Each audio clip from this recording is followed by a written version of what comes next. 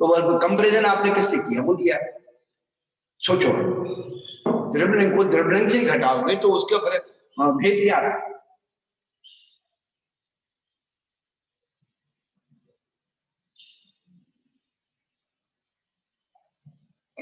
द्रव्यलिंग के साथ जो प्रतीत भाज्य पद जुड़ा है वो द्रव्यलिंग में भावलिंग प्रतीत,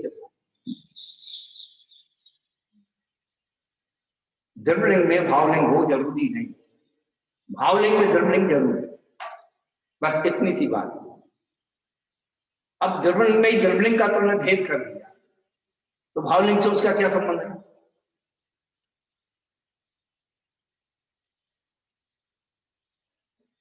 और हम ये भी बोल रहे हैं कि आज हमारा कल पहले हमारा मुंह मोटे ताजे थे, हम दुबले पतले हो गए, तो हम ही में हमारा भेद होगा कि हमेशा अगर नाम बदल हो कि वो मोटे थे ये पतली।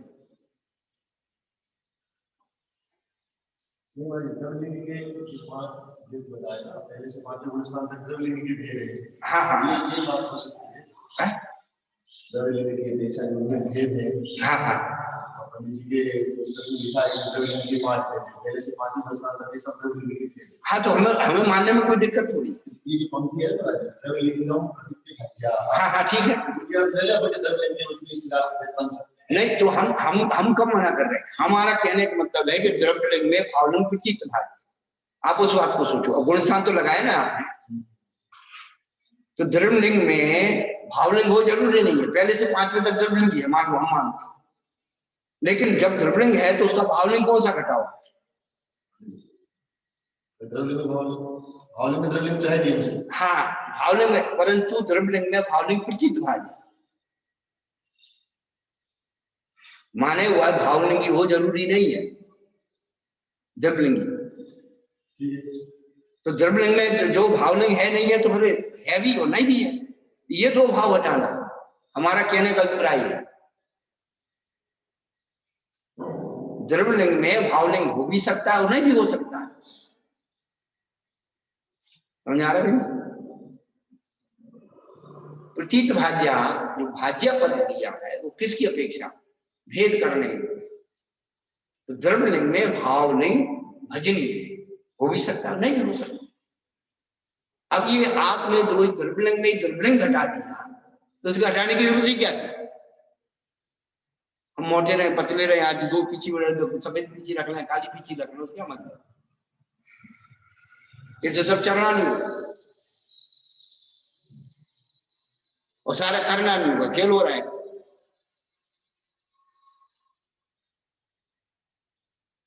ये तो हमें भी पता है कि पहले से पांचों स्थान तक जितने भी होंगे तो वो द्रव्यलिंगी ही कहे जाए।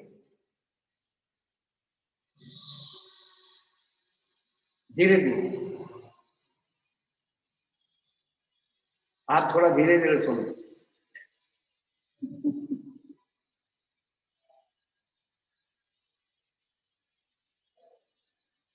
हमने पूछे, अपने विनोद भैया जी आए थे सूरत में, द्वारा भी आए थे, हमने उनको कहा था, हमने सुधा सागर जी महाराज को पूछा कि द्रव्यलिंग में जो प्रतीत भाज्य पद है तो उपकरण आदि के द्वारा नहीं,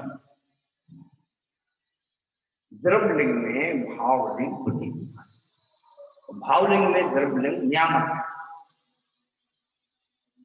प्रतीत सर्वे निर्गंधा।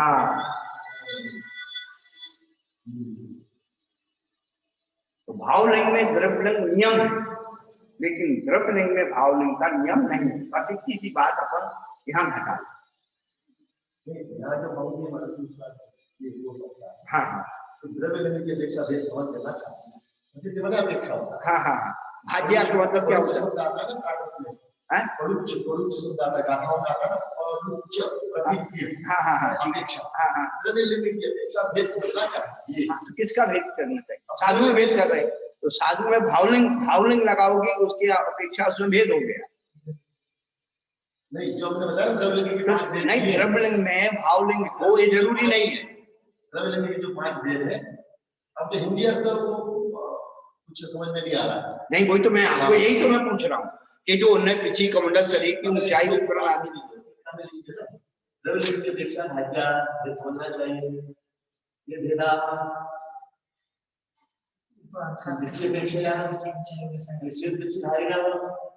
श्वेत मणिधरा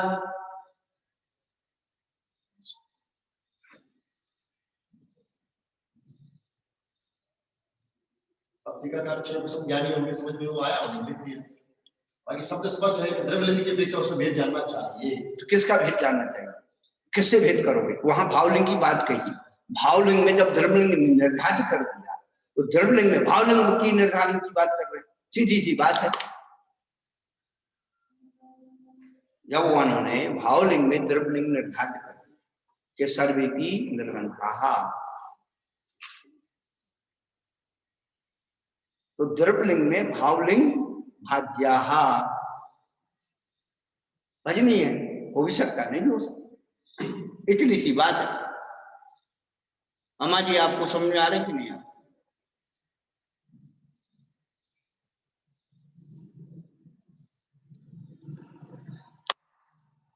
और छोटे छोटे पदों पर बिल्कुल स्पष्ट लिख रहे प्रतीत भाज्य। अब भाज्य पद क्या आप देखो, द्रव्यलिंग में द्रव्यलिंग का भेद कैसे हो?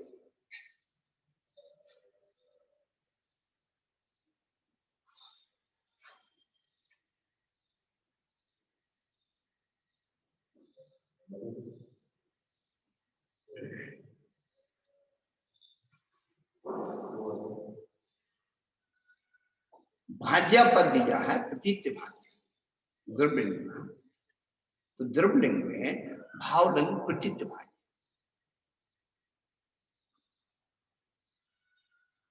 अभव्य मिथ्यादर्शी मुनिराज तो उसके होता नहीं, द्रव्यलिंग तो होता, भावलिंग नहीं।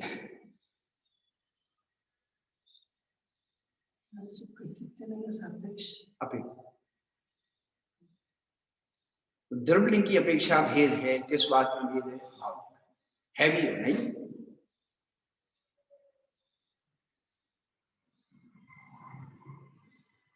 द्रव्यलिंग में हमें भेद करना, तो द्रव्यलिंग में हमें किससे भेद करना? उपकरण आदि से भेद नहीं करना, उसकी भावलिंग से भेद करना।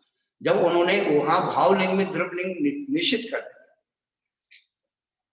क्या भावलिंग में द्रव्यलिंग निश्चित कर दिया, तो द्रव्यलिंग में भावलिंग निश्चित नहीं है, वही सी बात है।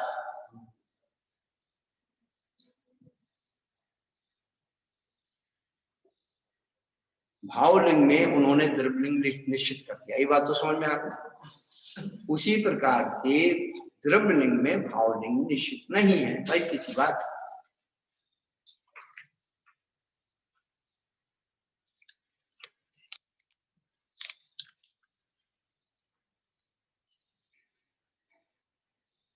वो उसका भी हम आपको बताएंगे। नहीं नहीं, वो उसकी व्याख्या हम आपको बताएंगे। अभी अभी जब अपन पढ़ेंगे ना, उस लिंग को इस लिंग से आप मत बताइए, वो 5 प्रकार के साथ होंगे, ये सिद्धों की अपेक्षा भेद बता रहे। आप उसको खिचड़ी मत करिए, सबके लिंग की अपनी व्याख्या अलग अलग, यही कारण हो गया। अब अपन व्याख्या तो कर ही लेते, आप आगे तो बहुत अच्छी बात है। जो धबला जी का 93 नंबर का सूत्र रहा, जो सन 44-45 में बहुत विवादित हुआ और उस पर बहुत शास्त्रार्थ हुए, लेख लिखे, जैन सिद्धांत तक संज्ञा संयत शब्द, उसको जब हमने पढ़ा और मिलाया, बहुत सारी चीजें हैं। थोड़ा सा अपन बैठ करके, क्योंकि अभी सर्वे जन हाँ, हम आपको बैठ करके वो चीज सब बताएंगे कि इसकी सही इसके साथ कैसे कैसे बैठे। फिर भी हम एक सामान्य चर्चा इसी सबके सामने करेंगे। 4 जगह अपन चीजों को पढ़ते हैं, एक लिंग में 3 लिंग, संज्ञा आती, संज्ञा में मैथुन संज्ञा है ना, फिर कषाय में 9 कषाय, 9 कषाय में 3 लिंग, और वेद मार्गना में 3 लिंग। अब इन चारों में हमें अंतर, लिंग में, संज्ञा में, कषाय में और वेद, इन चारों का अंतर कैसे निकालें? तो हमने एक छोटा सा दृष्टांत तैयार किया। एक बच्चा है 4-5 साल का, यहाँ बैठा खेल रहा है शांत। एक दूसरा बच्चा आया, उसके हाथ में कोई खिलौना और मिठाई, तो उस बच्चे ने उसको देखा, खिलौना और मिठाई क्या है, ये लिंग है, और उसको प्राप्त करने की जो इच्छा हुई वो संज्ञा। दो बातें क्लियर। अब वो प्राप्त कैसे हो, या तो वो छुड़ा ले, या वो दे दे, या उसका दूसरा खरीद, तीन ऑप्शन। तो छुड़ाना, देना, लेना, खरीदना, ये कषाय। और लेने के बाद उसको वो सेवन कर रहा है, उससे तन्मय हो रहा है, खेल रहा है, वो वेद।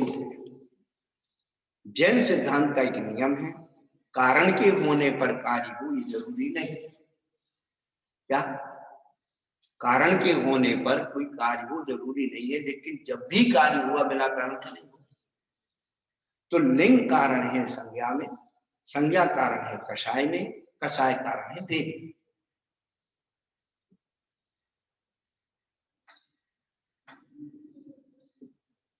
दिक्कत कोई? यदि इनको अपन लोग घटित कर रहे हैं तो वो जो है मार्ग बिल्कुल क्लियर हो गए।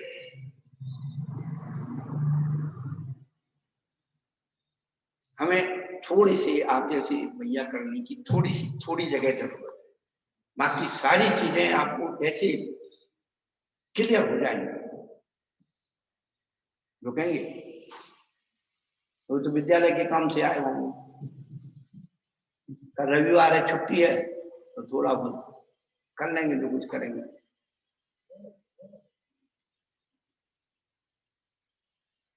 है प्रवास है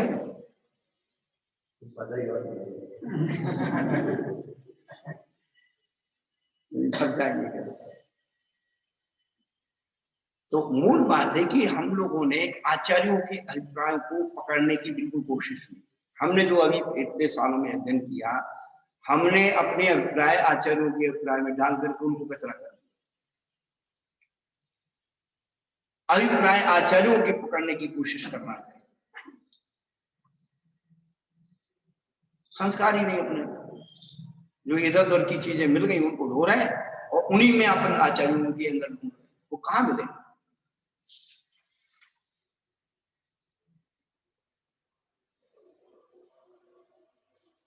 तो भाई हमने तो इतना विचार किया इस लिंग के बारे में कि द्रव्यलिंग में भावलिंग प्रतीत है नहीं, इसमें क्या बाधा आ रही बताइए आप?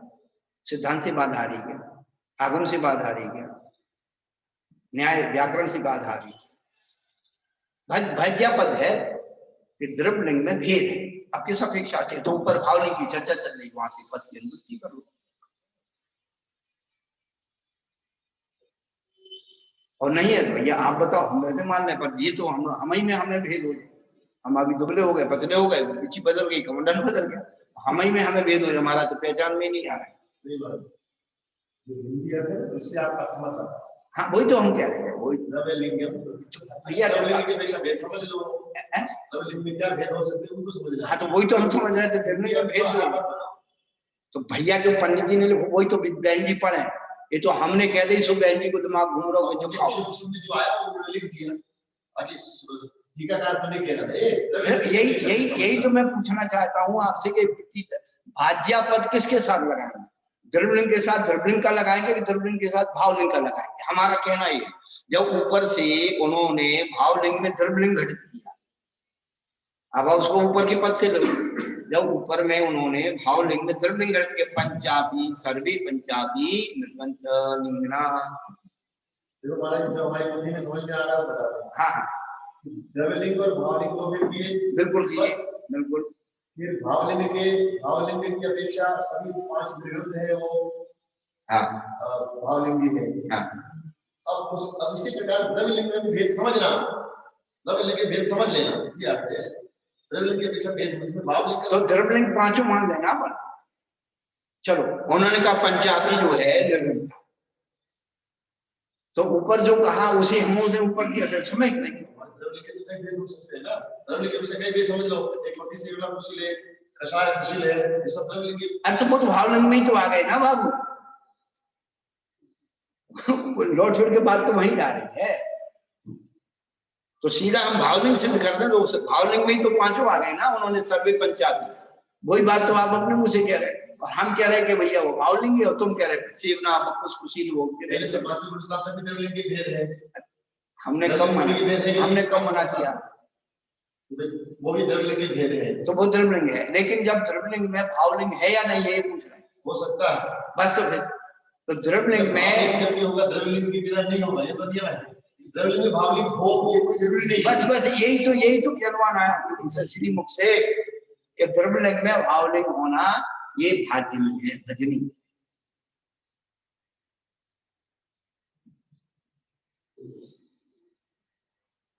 और विचार कर लेना, हमारा केवल इतना ही है कि द्रव्यलिंग में भावलिंग भजनी है और भावलिंग में द्रव्यलिंग नियामक है।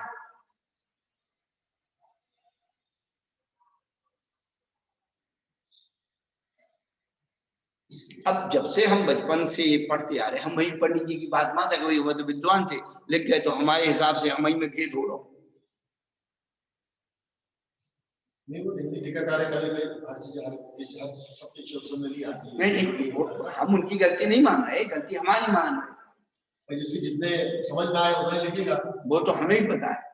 अपन भी जो समझ रहे हैं वो सही है कि नहीं, क्या गलत कहाँ है ये बताओ। नहीं, ये गलत नहीं, आप गलत बताइए, हम गलत नहीं, आप जो समझ आ रहा है। हाँ, भावलिंग को पहले स्पष्ट कर दिया। हाँ, द्रव्यलिंग में भेद है ये समझ लो। तो किस अपेक्षा से भेद है? द्रव्यलिंग में किस अपेक्षा से भेद वो हम समझना चाहिए। नहीं, द्रव्यलिंग में किस अपेक्षा से भेद हमें समझ। जो पहले से तो भावलिंगी तो ही है, वही भावलिंगी द्रव्यलिंगी। आपने उसके कहा पांच भेद तो भावलिंगी है, निर्गंथ स्नात का निर्गंथा, ये पांचों के साथ निर्गंथ है। चौथे पांचवें वाला तो मान लो कि भावलिंग मान लिया, तीसरे वाला कैसे हो जाएगा? वही बात है, हम यही तो ये कह रहे हैं कि गुणस्थान की अपेक्षा यही बोल रहे हैं कि द्रव्यलिंग में भावलिंग प्रतीच भाज्य है भी और नहीं। तो भाज्या पद किसके लिए अंकित कर रहा है? द्रव्यलिंग में द्रव्यलिंग का अंकित नहीं कर रहा, द्रव्यलिंग में भावलिंग की स्थापना कर रहा है। द्रव्यलिंग में भावलिंग प्रतीत भाज्य है भी और नहीं।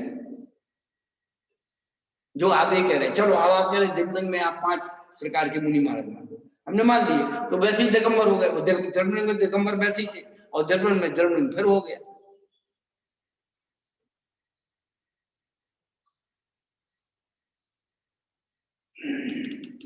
भावलिंग मुनि का गुणस्थान कौन सा होता है? भावलिंग वो जो छठवें शास्त्र है, इसलिए पहले से 5 द्रव्यलिंग मुनि के भेद ही स्पष्ट हो रहा है हमारा। लौट के वहीं पहुंच गए। हम अपने छह पंडित जी ने अपने 6% लिखा है, हमारे 6% ये समझ में आ रहा है। तो मुनि मानोगे कि नहीं मानोगे? मानेंगे नहीं मानेंगे, बात खत्म हो गई। तो फिर द्रव्यलिंगी भावलिंगी की चर्चा क्यों करते हो? पीछे आपका चिन्ह है, अंगत है, तो स्वामी जी का वो चिन्ह आपको दिखाई दे रहा है, बस आप बोल रहे हैं। तो भाव इसी यही बात तो हम कह रहे हैं कि तुमने जो 5वां मान लिया, तो गुणस्थान तो माना तुमने, सम्यक दृष्टि तो माना, 5वें गुणस्थान तो सम्यक दृष्टि तो होते हैं उन राज।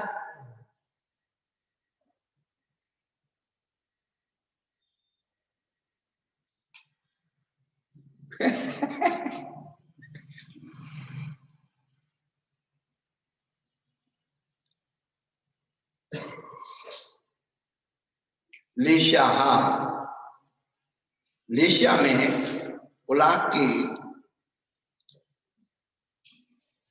आगे की 3 लेशियाएं, अब इन्होंने आगे की लिखी उत्तरस्याहा तिस्रहा।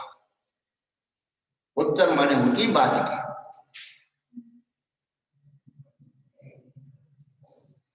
उत्तर माने बात।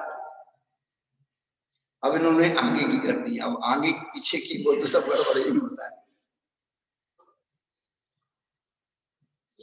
तो बात की 3 है, आगे की मतलब उन्होंने परम बात की, परंतु ये आगे की उस अपेक्षा से है, पर आगे की गाओ तो आगे के बैठे 3 लग जाएंगे, तो कृष्ण नील कापूत लग जाएगी। लेशाओं का जो क्रम है उसमें आगे की 3 कर देंगे तो क्या कर देंगे, वो आगे की लग जाएंगी पहले। तो थोड़ा सा हिंदी अनुवाद में हुआ है, ऐसा नहीं है। तो बात की ऐसा लगना चाहिए कि पुलाक के बाद की 3 लेशाएं होती हैं, पीठ, पद्म और शुक्र। बकुश और प्रतिसेवना कुशील की 6 निश्चय होती हैं, क्योंकि प्रतिसेवना कुशील है, उपकरण बकुश है, और उसके कारण जो है उसमें कषायों का विशेष उद्भव हो जाता है। कषाय कुशील के अंत की 4 निश्चय होती हैं, ये है अंत की, तो उसमें कपोतलेशा भी आ गई।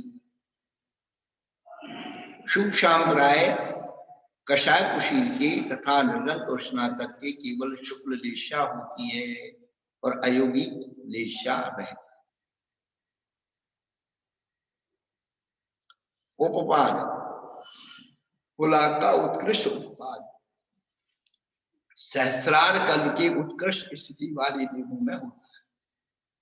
12वें स्वर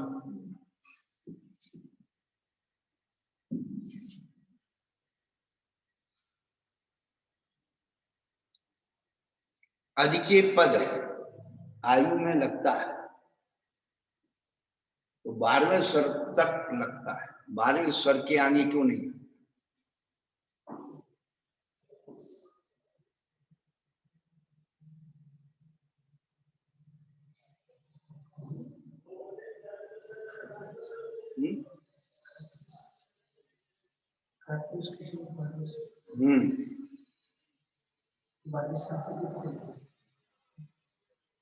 दो पद आए, हम भूल जाते हैं थोड़ा सा, शायद मैंने कहीं लिखा होगा इसमें, नहीं उसका कारण मैंने खोजा है, धवला जी से कषाय पावन से निकल के आए।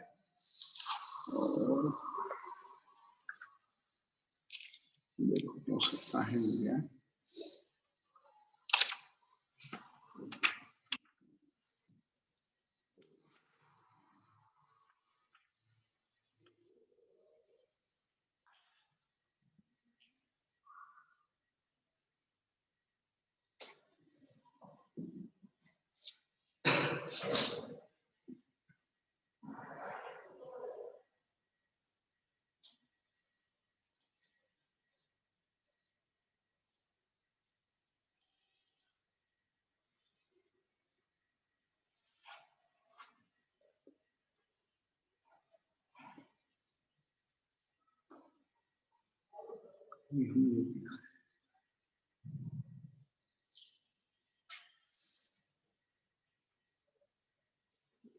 हाँ हाँ ये ध्यान आ गया।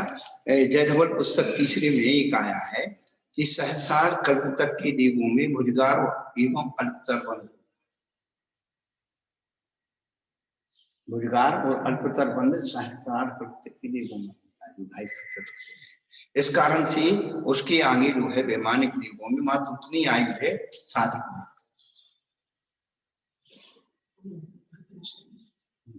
भुजगार अल्पतर, ये लिख लो भुजगार। हाँ जयधवल पुस्तक 3 पृष्ठ 109 110 पर।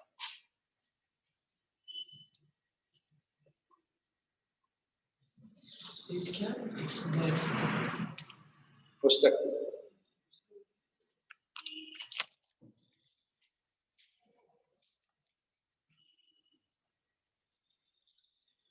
बकुश और प्रतिसेवना कुशील का उत्कृष्ट उपपाद आरंभ और चतुर्थ कल्प में 22 साल रूपम की स्थिति वाले देवों में होता है। कषाय कुशील और निर्ग्रंथों का उत्कृष्ट उपपाद सर्वार्थ स्थिति में 33 साल रूपम की स्थिति वाले देवों में होता है। कषाय कुशील कौन से स्थान में माने जाते हैं?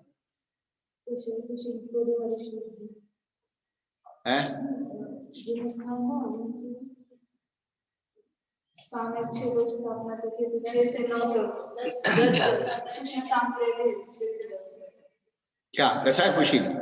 हाँ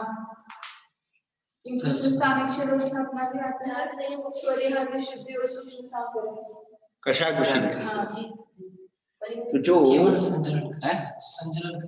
हाँ संजरण कषाय जिनकी रह गई है तो कषाय कुशील वाले और निर्गंथों का उत्कृष्ट उत्पाद सर्वार्थ स्थिति में 33 सागर की स्थिति वाले जमा होता है।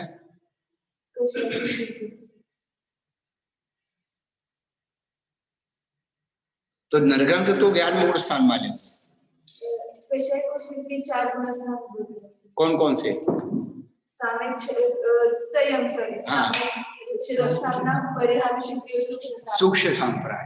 तो 10वां गुण स्थान लेना, कषाय कुशील वाला 10वां गुण स्थान वाला लेना, सूक्ष्म संप्राय वाला जो श्रेणी में मरण करता है 10वें गुण स्थान में कालक्षय आयुष्य, वो नियम से सर्वार्थ सिद्धि में ही उत्पन्न होगा।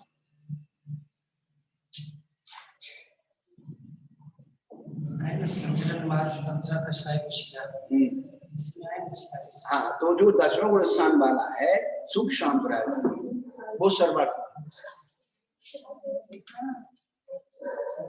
क्योंकि उसकी लेश्या और सर्वार्थ सिद्धि की लेश्या के लिए वही अनुकूलता है। शुक्ल लेशा चाहिए वहां जाने की,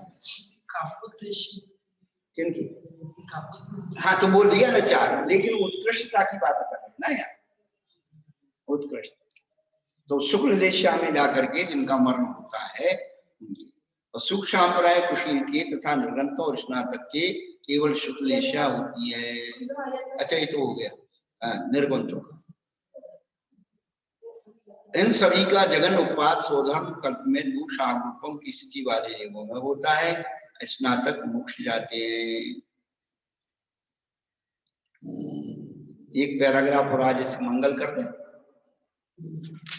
स्थान कषाय निमित्तिक असंख्यात संयम स्थान होते हैं।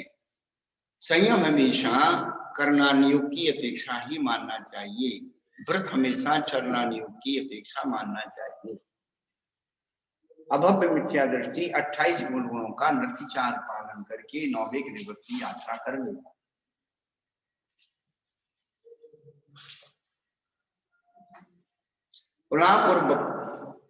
पुलाक और कषाय कुशील के सबसे जघन्य लब्धि स्थान होते हैं, क्योंकि वहां पर कषाय का ज्यादा आवेग रहता है। वे दोनों असंख्यात स्थानों तक एक साथ जाते हैं। इसके बाद पुलाक की विच्युति हो जाती है, पुलाक भाव छूट जाता है। आगे कषाय कुशील असंख्यात स्थानों तक अकेला जाता है। इसके आगे कषाय कुशील, प्रचेवना कुशील और बकुश असंख्यात स्थानों तक एक साथ जाते हैं भावों के परिणमन के साथ। यहाँ बकुश की विच्युति हो जाती है, बकुश भाव छूट जाता है। अब एक ही जीव के अंदर ये सारे परिणमन चल रहे हैं।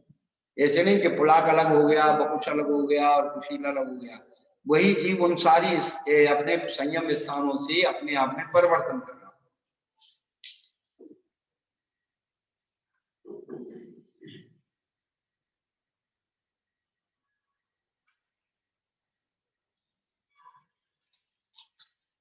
पुलाक छूट करके बकुश बचता है और फिर कषाय कुशील में आ जाता है। वो कषाय कुशील से प्रसेवना कुशील बकुश असंख्यात जो एक साथ जाते हैं, वहां बकुश की विच्युति बकुश वहां छूट जाता है। इससे भी असंख्यात स्थान आगे जाकर प्रसेवना कुशील की विच्युति हो जाती है। पुनः उससे भी असंख्यात स्थान आगे जाकर कषाय कुशील की विच्युति हो जाती है। इसके आगे अकषाय स्थान है। 11वें गुण स्थान से अकषाय हो गया, जिन्हें निर्गंथ प्राप्त होता है। उसकी भी असंख्यात स्थान जाकर के विच्युति हो जाती है। इससे आगे एक स्थान जाकर स्नातक निर्वाण को प्राप्त होता है। इनकी संयम लब्धि अनंत गुणी होती है। इनकी यानी स्नातक की संयम लब्धि अनंत गुणी होती है। इस प्रकार सर्वार्थ सिद्धि नामक तत्वार्थ भक्ति में 9वां अध्याय पूर्ण समाप्त हुआ। 9वां उतारना तो पहले पढ़ लो, फिर उसके बाद विनय करेंगे, फिर अपनी भक्ति।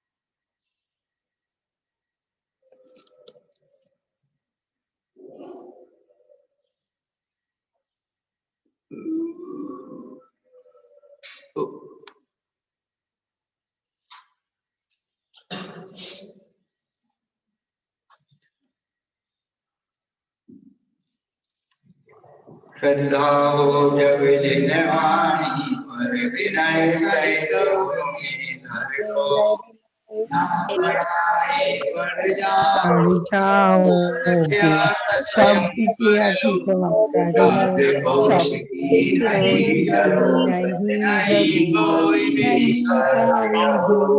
शब्द स्वयं बतला देते अपने डरे हर शब्द शक्ति शब्द ब्रह्म शब्द अर्थ का है बनता शब्द ज्ञान से ध्यान बढ़ता शब्द भाव से वो शब्द शब्द में अंतर भी हो अर्थ भाव का एक ही द्वार शब्द अमित के होने पर सीमित लगता है माता माता